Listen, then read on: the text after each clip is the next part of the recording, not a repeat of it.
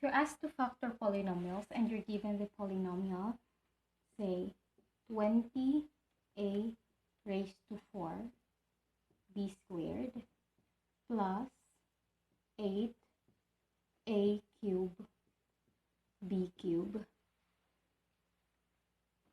you have to look at the terms of your polynomial. So, tingnan nyo. Kung may GCMF sila o may GCF sila, you have to factor that out. Tatanggalin.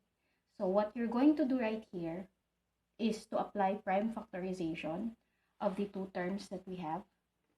So, we get the factors of 20a raised to 4b squared in such a way that the factors would be prime. Okay? Hindi na sila mafa-factor pa.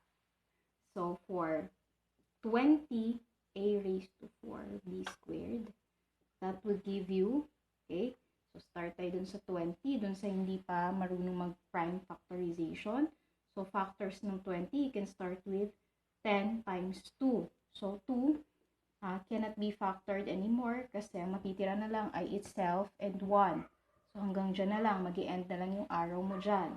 Okay, for 10, you could factor 10 as 5 times 2. So, 5, 2, and 2 are already prime numbers. Therefore, those would be the factors of our 20.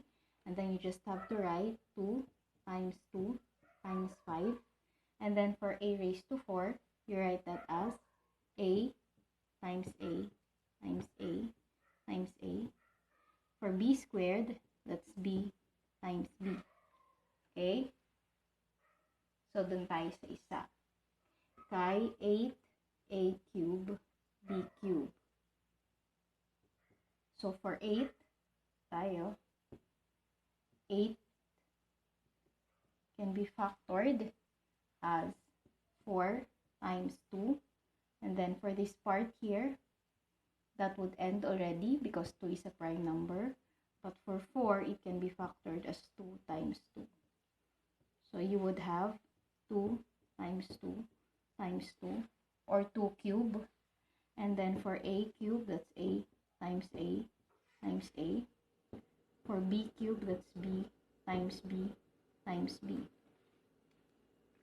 Now, we look at the factors of our terms.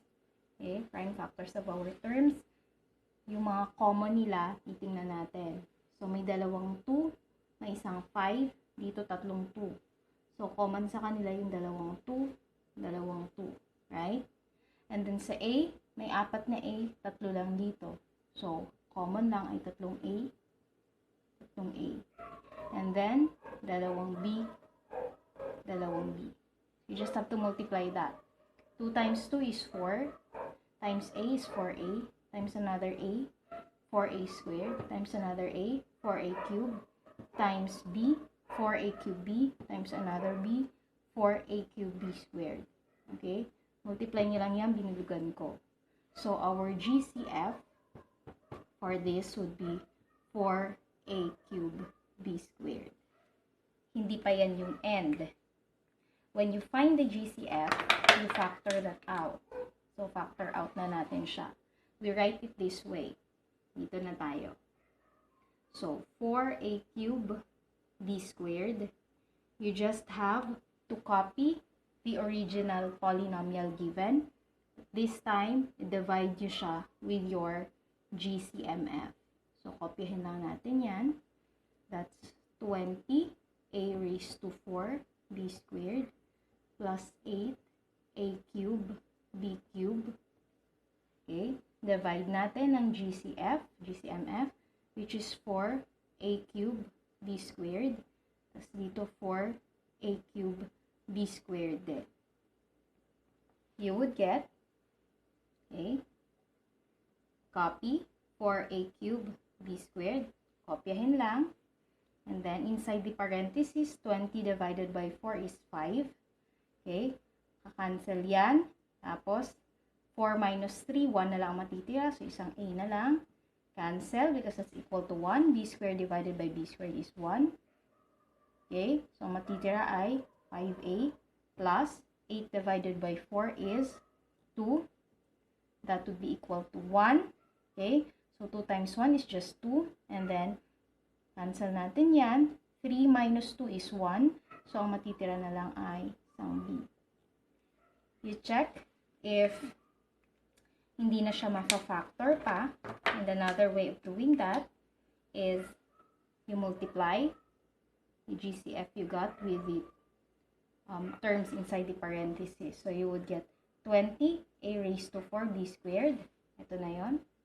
So, check tayo dyan. And then, that's plus 8a, a cubed, b raised to 3, or b cubed. So, 8a cubed, b cubed. So, tama din to. Therefore, this is correct. Ganyan lang siya kadali.